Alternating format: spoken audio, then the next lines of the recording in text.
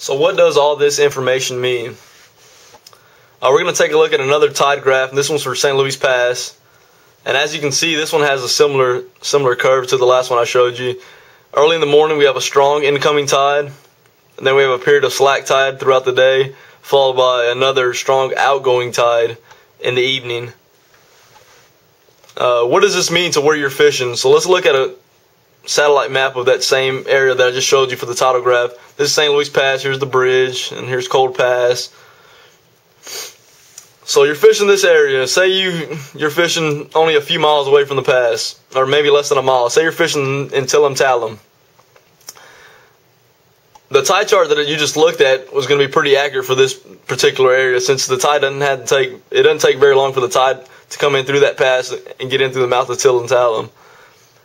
But say you're fishing quite a bit further away from the pass. Say you're fishing the south shoreline of Christmas Bay, way down over here. And say we're fishing over in this area. It may take the tide 3 hours to get over here, whereas it only took 10 to 15 minutes to get to the other spot where you were fishing. And that's one of the biggest mistakes a lot of people, especially people that are not experienced at reading tide charts and calculating the time it takes to get to a particular area. They think that the tide prediction for St. Louis Pass is going to be the same for Christmas Bay South Shoreline, just because it's the closest area, even though it may take 3 hours for it to funnel through Cold Pass and through Churchill Bayou and all the way down into the south shoreline over here of Christmas Bay. And most tidal stations are at the passes and channels. So, and a lot of the places that we like to fish are usually quite a bit further away from most of these tidal stations. So, and a lot of times it takes the tide several hours to reach some of these areas that we like to get to. I mean, I know some places where, it'll take 7-8 hours for the tide to get back into, just because the mouth of it is so small and it's so far away from any of the channels or passes. And that's another thing you got to take into account. The further you are away from the closest tidal pass, the longer the tide's going to take to get there. And the smaller the area that the tide has to funnel through to get back into that area is also going to increase the time it takes for the tide to get back to where you're fishing. And the only way to determine how long the tide's going to take to get to your area is by checking the tides before and after you fish and noting what the tide was doing at that particular time. And it may take you a few tries to finally figure it out, how much longer the tide's taking to get from St. Louis Pass back into the marsh you're fishing, for instance. And eventually you're going to get a good gauge of the difference the tide takes to get from the closest pass all the way back to wherever you're fishing. And that's how you figure out how much longer it takes for the tide to get to wherever you want to fish. And it just takes experience. And a lot of people just look at the main figures for the main passes, and they overlook the fact that it might take 6-7 hours for that tide to finally get to where you're fishing. So you might be fishing on a complete opposite tide. You might be fishing on a low tide when you thought it was going to be a high tide. And that's a lot of the problem that really frustrates a lot of beginning saltwater anglers, is they don't understand that concept. And they think that if you look at the tides for Galveston Channel, that's going to be the same tides for everywhere throughout the whole bay system. And it doesn't really work that way. And tides play a huge role in catching fish. And they're probably one of the biggest factors for patterning fish and determining fish movements. For instance, just from experience, I'll show you. Just from experience, you know that marsh drains are a good place to fish on an outgoing tide. And we'll take a look at this little marsh drain right over here. I'm going to get it on the screen for you. But this is a marsh drain off Tillam Tallam, right by St. Louis Pass. On a incoming tide, back in these ponds and back in this creek here, the fish might be stacked up in those two areas. But on an outgoing tide, all the bait fish and predatory fish that are hanging in those areas get sucked out of there when the water goes out, and they'll be hanging around the mouth. Now we're going to take a look at another area. You're planning a fishing trip tomorrow over to Confederate Reef in West Bay.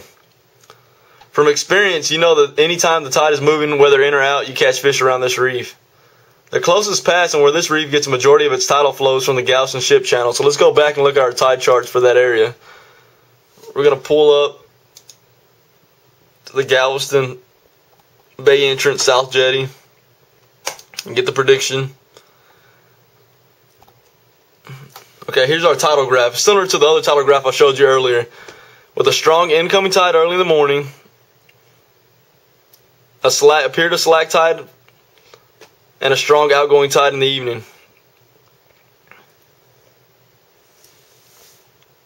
So say you want to sleep in tomorrow and you want to fish the evening bite. So we look at our tide chart, and it looks on the chart like the tide starts to move and go out around 6 o'clock in the evening and falls out the remainder of the evening. But this is for the Galveston Bay entrance. And you know, with no prior experience looking at tide charts, you guess that it takes about 2 hours for the tide to get from the jetties to the reef, to Confederate Reef. So you add 2 hours onto that time of 6 o'clock, and the tide should start going out about 8 o'clock in the evening, which won't give you much time to fish that evening unless you want to fish into the dark. So you look at the tide chart for that morning, and you see that there's the high tides are just before 8 o'clock in the morning. So you add 2 hours to that time, and you get a time of 10 a.m. in the morning. So that tide should be coming in pretty strong till 30 minutes to an hour when that slope right there starts to flatten out. So it looks like the best time to be fishing there is going to be either really early in the morning or very late in the evening into the darkness if you want to catch fish on that moving tide, whether in or out. So you decide that you're not going to get much sleep the night before and wake up early and hit the water at sunrise. When you get to the spot tomorrow and start fishing it, make note of what the tide's doing. Is it going in? Is it going out? Is it strong? Is it trickling in? There's a lot of things you gotta know while you're on the water.